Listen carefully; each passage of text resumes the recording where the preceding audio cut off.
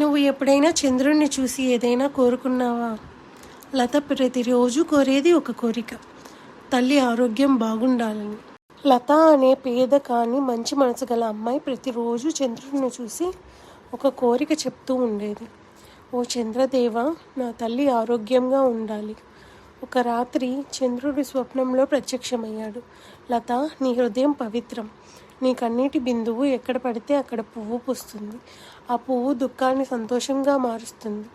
తర్వాతి రోజు ఆమె తల్లి బలహీనంగా ఉన్నప్పుడు లత కన్నీరు కార్చింది.